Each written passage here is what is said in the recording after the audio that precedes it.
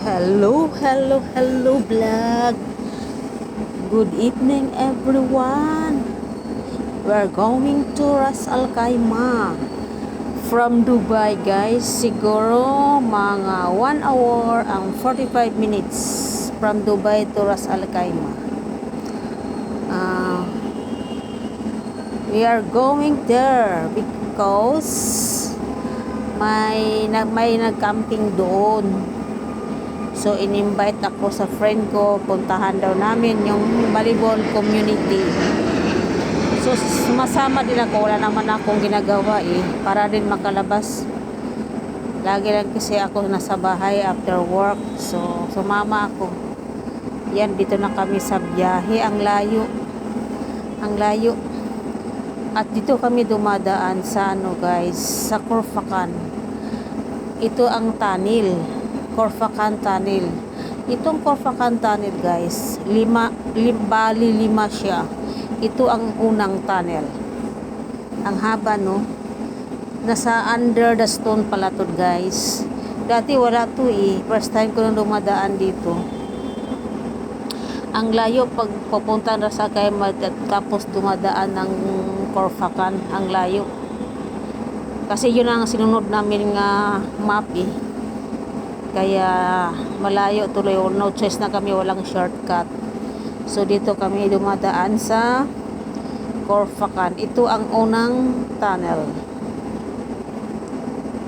Palabas na kami sa unang tunnel. So yan sa unahan naman, ito ang pangalawang tunnel. Yan ang pangalawang tunnel guys. Bali 5 to sila.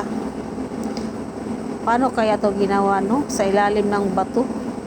Grabe. Grabe sila naka-imbento sa ilalim ng bato ang tunnel. Yan. Ito ang pangalawang tunnel. Hindi ko expect na may tunnel pa dito. Palabas na kami sa pangalawang tunnel. Yan ang pangalawang tunnel. Tapos, punta naman kami sa pangatlong tunnel. Yan ang pangatlong tunnel. Grabe.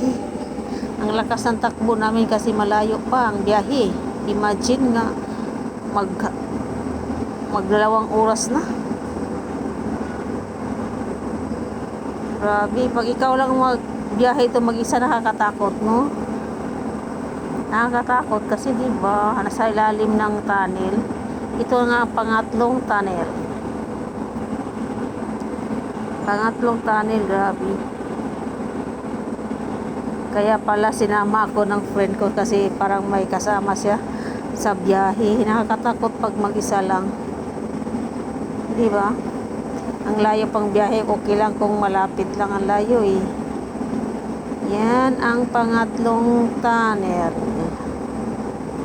First time namin nakadaan dito. Khorfakkan Tunnel. Grabe, ang haba pa pala. Pangatlong tunnel to. Oh, pangatlong tunnel. Layo pa. Ilang kaya kung tong kilometer na to? Ang layo pang pangatlong tunnel. Ayan na. Palabas na kami sa pangatlong tunnel. Yan, palabas na kami. Ay, malayo pa pala. Kala ko palabas na kami. Oh, may ikot pa. Grabe, ang haba ng tunnel dito guys. Lakas ng takbo namin para gabi na palabas na sa pangatlong tunnel. Yan naman sa pang-apat na tunnel. Ito pang-apat na tunnel. Yan ang pang-apat. Maiksi lang ang pang-apat. Maiksi lang ang pang-apat. At saka pang-5. Ito na ang pang-5 tunnel guys. Last na to. Yan ang pang-5 tunnel. Last tunnel na to. Grabe ang Siguro maganda dito pag ano, araw ka dumadaan kasi makikita mo yung view. Hindi mo ma-appreciate kasi yung view kasi magabi. So, next time babalik kami dito, araw kami magbisita para makita namin view ng dinadaanan namin. So, ito ang pang limang tunnel, Corfacan Tunnel. Ito ang last tunnel. Yan, palabas na kami sa last tunnel. Yan na guys. Oh, nakarating na kami dito guys. Yan na, ang pinuntahan namin ay mga tent nila, dami. Mag-overnight daw sila dito. Daming sasakyan, daming pagkain guys, nakakain na kami. Parang buffet. Nagiinom din sila, nag-iihaw. Daming mga alak siyang dala. Ang sadya nga eh. Kaya hindi kami mag-overnight kasi yung kasama ko magtrabaho pa bukas. Ayan lang guys. Thank you for watching. Bye-bye.